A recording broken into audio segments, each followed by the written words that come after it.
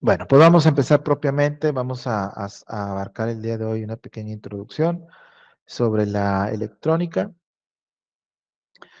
Pues la electrónica es un área es una rama de la ingeniería eléctrica, eh, y es una rama de la ingeniería eléctrica que tomó gran popularidad allí a finales de los 80, principios de los 90. En esas décadas, pues se convirtió en una rama de la ingeniería a la vanguardia, ¿no?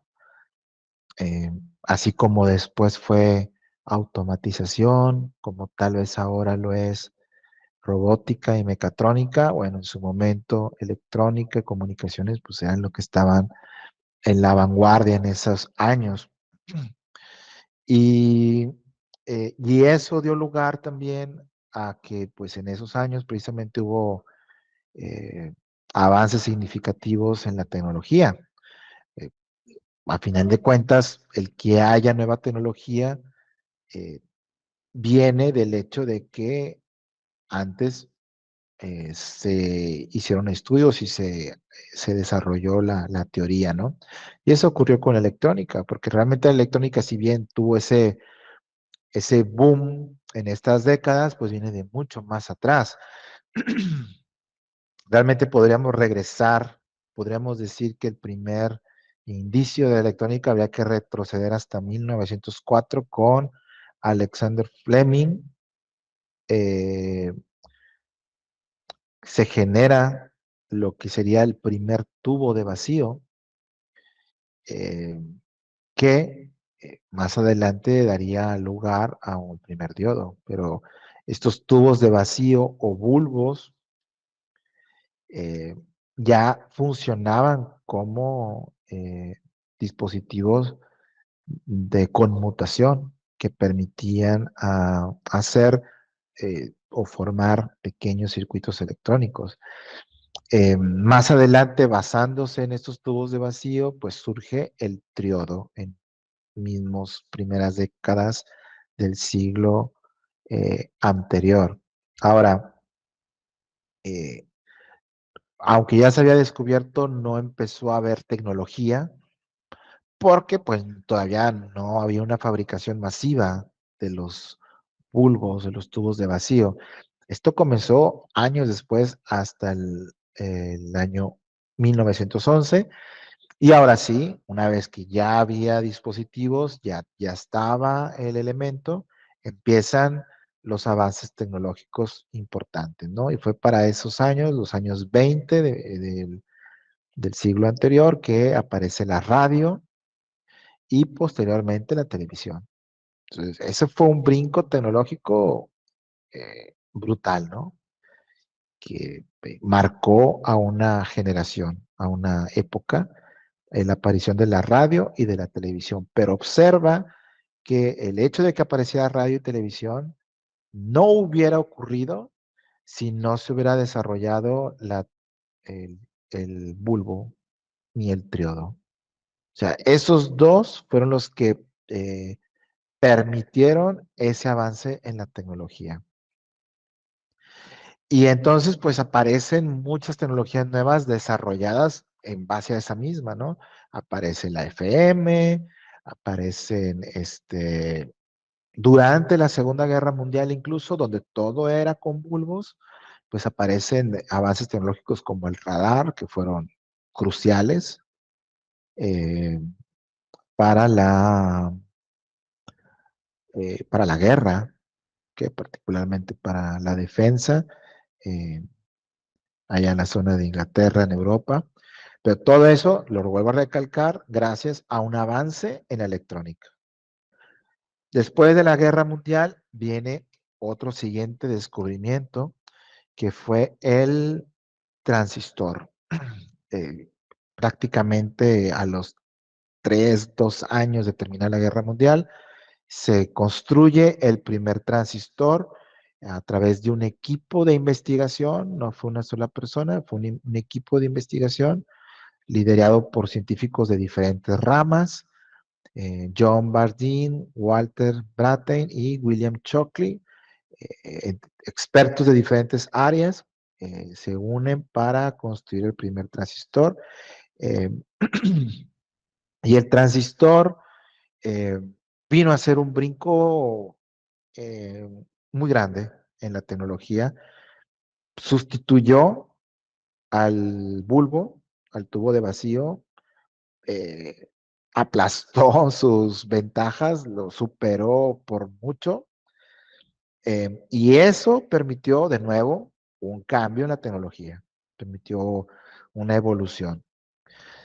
Aquí, por ejemplo, para que te des una idea, pues estos que ves del lado izquierdo, estos dos, pues son los antiguos bulbos eh, y los tubos de vacío o los triodos, que entre algunas de las particularidades que recordamos, pues por ejemplo eran muy lentos para empezar a trabajar, se tenían que calentar y demás.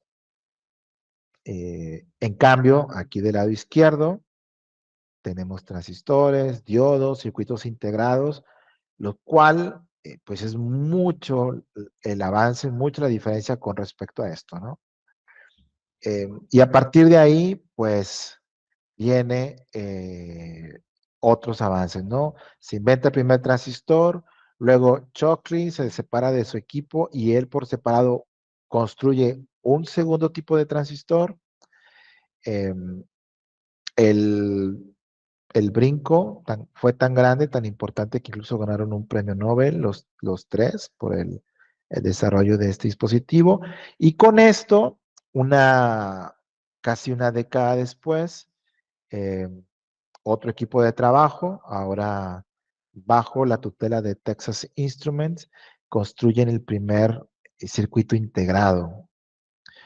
Y bueno, ya estas dos cosas, transistores y circuitos integrados, producen una nueva generación tecnológica, un avance, un cambio completo en las formas de hacerse las cosas, y aquí aparecen las computadoras, ¿no? Aparece las primeras computadoras, las primeras memorias RAM, los primeros chips, amplificadores operacionales, microprocesadores, y luego empezamos a avanzar en complejidad de microprocesadores de 8 bits, de 16, ahí nos fuimos, pero fíjate cómo todo esto y hasta la fecha eh, se ha obtenido gracias al avance del transistor y del circuito integrado. En la actualidad hemos mejorado en la forma como hacemos los transistores y en la que hacemos los circuitos integrados. Y eso nos ha permitido seguir mejorando la tecnología, pero no hemos todavía encontrado el siguiente dispositivo que nos haga cambiar completamente de generación de tecnología. A lo mejor ya está a la vuelta de la esquina, ¿no?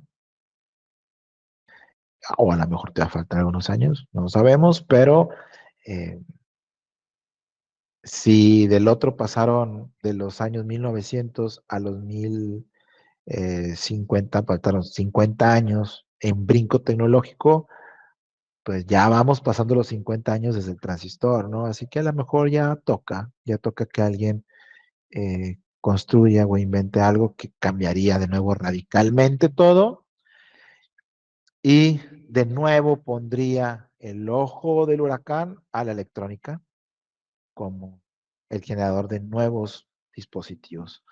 Entonces, fíjate cómo todo esto se ha logrado en base a avanzar en conocimiento de los materiales, en hacerlos cada vez más pequeños, en mejorar sus características, ¿no? Bien, esta última generación en la que estamos, donde eh, el transistor y sus derivados, circuitos integrados, eh, son los que mandan, son con lo que se construye toda la tecnología que consumimos, pues están construidos con una clase de materiales muy particular. Entonces, si queremos conocerlos y queremos saber cómo trabajan, cómo utilizarlos, pues es necesario también estudiar el tipo de material con el que se construye. Y ese tipo de materiales son los semiconductores. Para entender un poquito qué son los semiconductores, valdría la pena compararlos con otros tipos de materiales que posiblemente nos son más familiares, como los conductores y los aislantes. Hay un término que utilizamos cuando hablamos de estos tipos de materiales que se llama resistividad y lo asociamos mucho con la resistencia, ¿no? La resistividad Rho de un material es como que los ohms, pero por unidad de área, ¿ok? O sea, pues si yo agarro, no sé, un cobre, bueno, 1 centímetro de cobre, ¿cuánta resistencia tiene? 2 centímetros, ¿cuánto? Es por unidad de área, ¿no? Entonces, eso nos da el tener la siguiente clasificación, usando estos dos conceptos. Resistividad como un índice de la resistencia eléctrica del material en unidades de área o relacionado con el tamaño del material, y la conductividad como el inverso de la resistividad. Si la resistividad está en ohms por centímetro o ohms por metro o ohms por milímetro, la conductividad está en Siemens. Esta S que está aquí es de las unidades Siemens, tal como el PLC, tal como la marca de electrónica Siemens, así, ese es el nombre de la unidad, ¿ok? Entonces, resistividad en ohms por unidad de área, conductividad en Siemens. Ahora, basándonos en esto, clasificamos los materiales eléctricamente en estos tres tipos. Y en esto vamos a ser muy claros. Usualmente cuando hablamos de un conductor, si yo te pregunto qué es un conductor, lo primero que vas a decir es un material que conduce la corriente eléctrica. Y es cierto, es cierto.